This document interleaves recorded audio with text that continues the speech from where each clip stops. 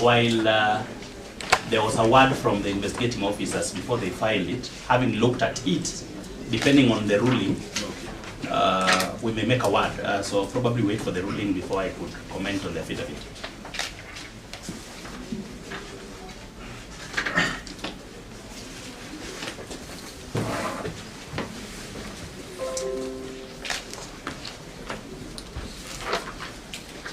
Abdul Zahir Qadeer, seriously upstanding. So I'll read until when the other prosecutor comes in, and then I'll summarize and get the finding. Alright, so this is the ruling. So for determination, it's an extradition application by the Director of Public Prosecution, the applicant hearing, against the respondent, Abdul Zahir Qadeer, aka Haji Abdul Zahir.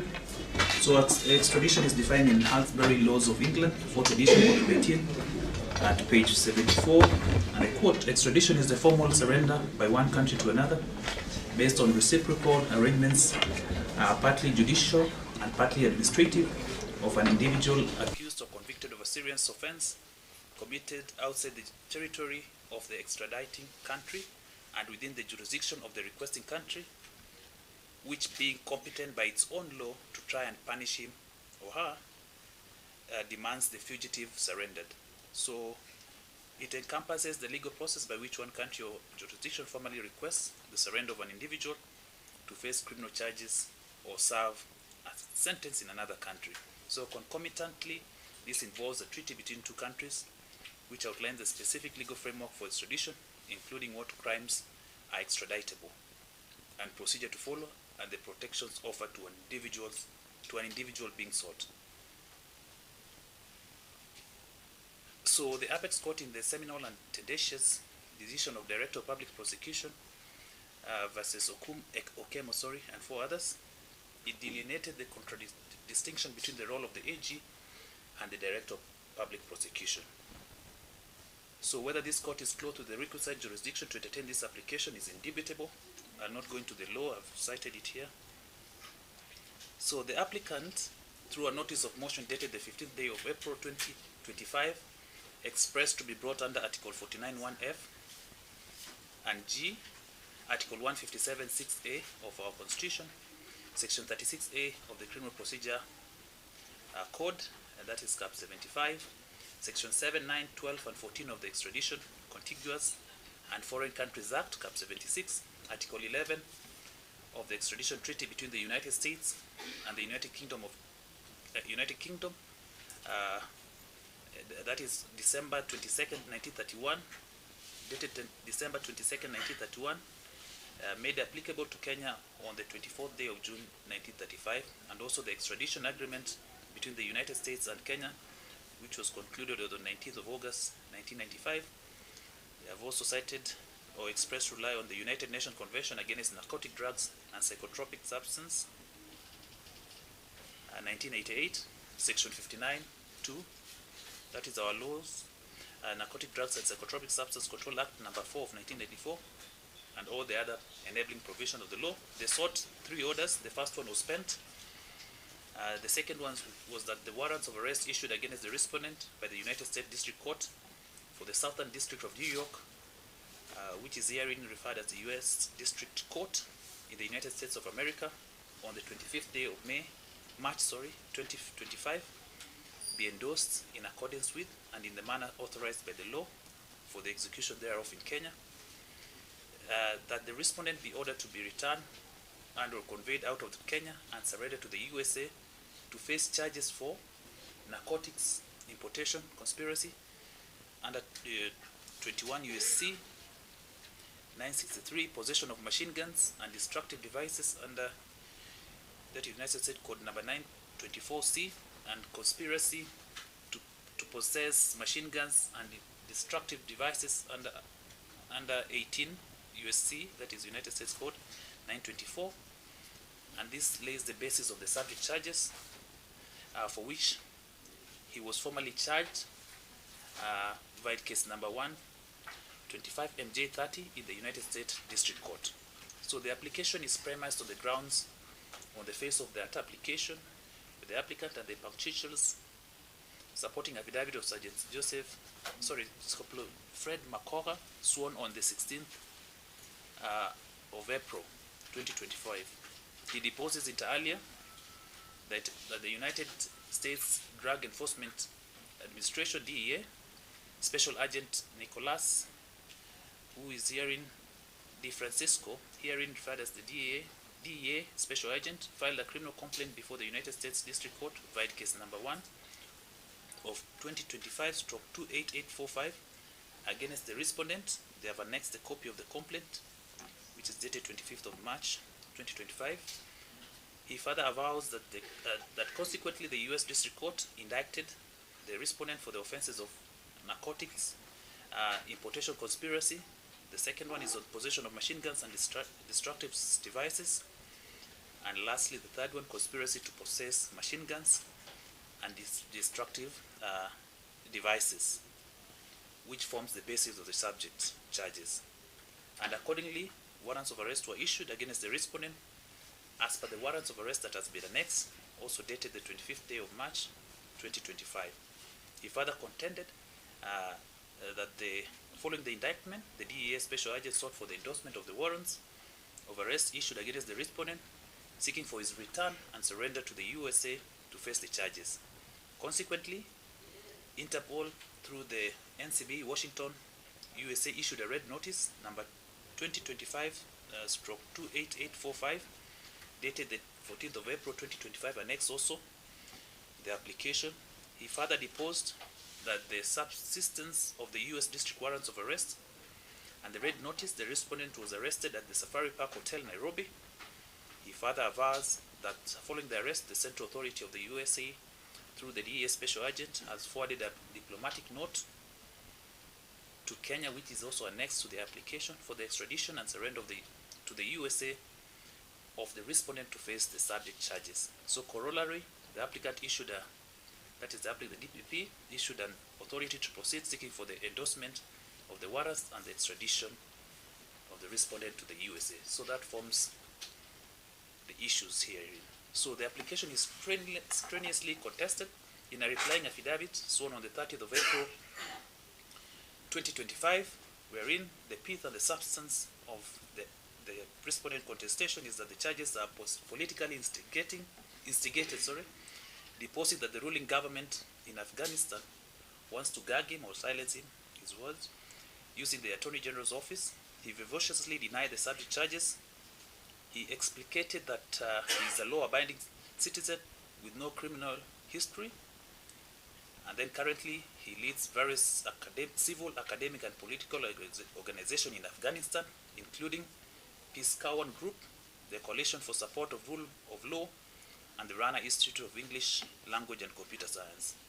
He avowed further that he is a law graduate from the University of Pakistan. He contextualized his political backcloth, deposing that his late father, Abdul Qadeer, was a senior government official and was assassinated for political reasons. He asserted that he was a general in the Afghanistan Border Force and later elected to the National Assembly, rising to the position of being the first deputy speaker, where he was vociferous in opposing governmental misconduct and the United States interference in Afghanistan.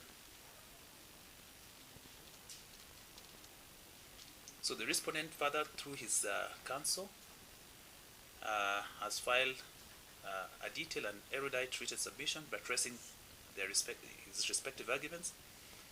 So I applaud him for that. He paints the historical and geopolitical milieu between Afghanistan and the USA, which has precipitated, according to him, this application. He thus urged that the application is politically motivated in contravention to Section 16 of the Extradition under the International Human Rights Law, and also he has cited other international instruments,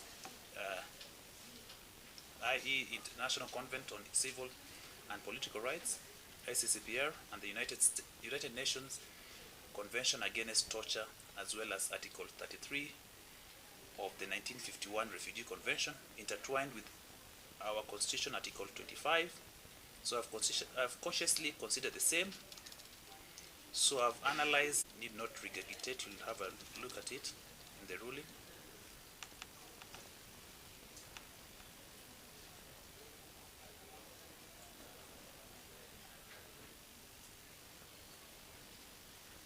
So there are broadly three issues for determination. One, offense, whether the offense is extraditable. Secondly, whether there is statutory grounds for refusal to extradite, and thirdly, whether there is an extradition treaty or agreement between Kenya and the requesting country. So in my perspective and my considered view, I find that the threshold has been met by the applicant.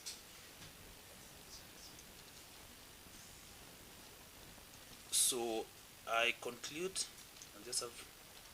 so I find that the application to be merited, so I'll endorse the warrants of arrest and subsequently direct that the accused person be surrendered and to be extradited back to the United States to face the subject charges.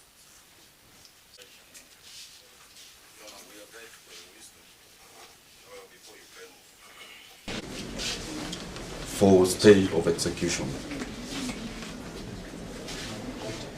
Your Honor, given the ruling that we've just delivered, much as we are guided by your wisdom, Your Honor, we are not satisfied and therefore will be preferring an appeal. And we believe we have sufficient grounds for that appeal. And therefore, Your Honor, based on Article 50 of the Constitution, which guarantees fair trial, Your Honor, we will be preferring an appeal, and therefore we pray that this court stays execution for at least 14 days, the period within which we are supposed to file an appeal. That will be our application, Your Honor. Therefore, our very kind prayer is that stay be granted, Your Honor. You are most obliged.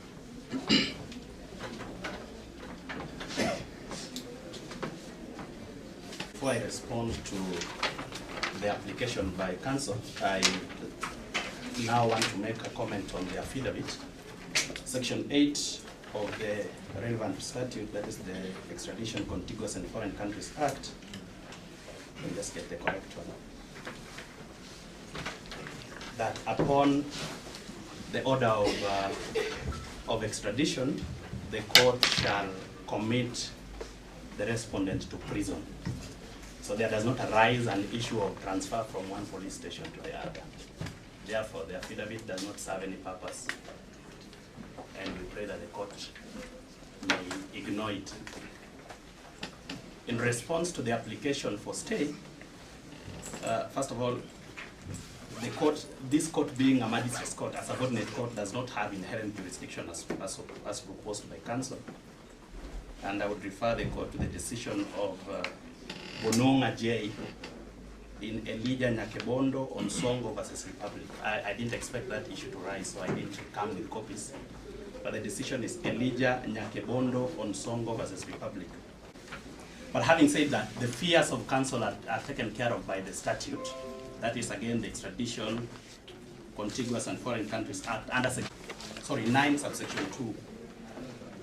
Let me just get it right. 9.1 and 9.2, Your Honor, sorry. So 9.1 says that whenever a magistrate commits a fugitive criminal to prison, which is what the court has just done, this part of this act, he shall inform the criminal that he will not be surrendered until after the expiration of 15 days. So the court does not, while the court does not have power, inherent powers proposed, even if the court had those powers, there's no need for the exercise of those powers because the respondent is entitled to 15 days before any surrender can happen. So we say that we are grateful. We are always privileged to appear before you, and we thank you. No, thank you. So, Mr. Lawmaker, Yes, Your Honor. fears have been allayed. Yes, Your Honor.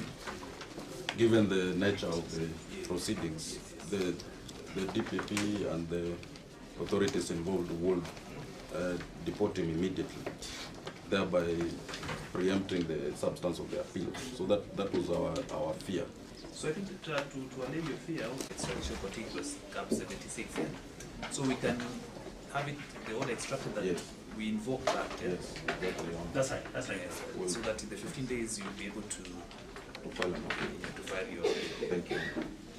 You know, we're most obliged. I'd simply make an additional request that we be supplied with a copy of the ruling. No, you get it in a minute. Yes. Yeah. Once we're done, you'll get it by noon today. Oh. Because I also want them to start the process of the appeal. All right. Yes. Thank you very much. Okay. All right.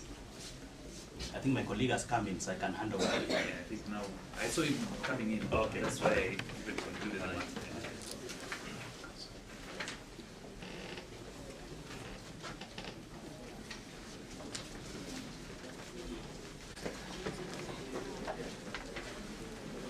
All right, thank you. You're most obliged.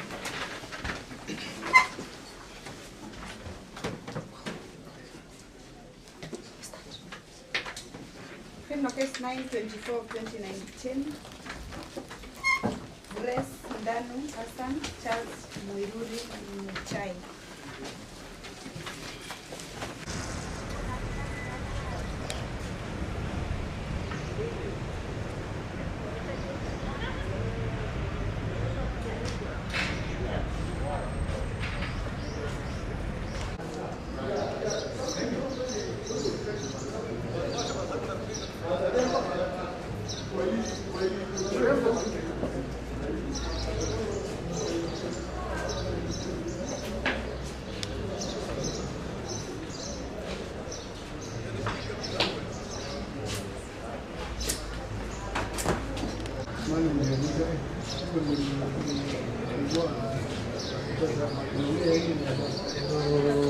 Madam,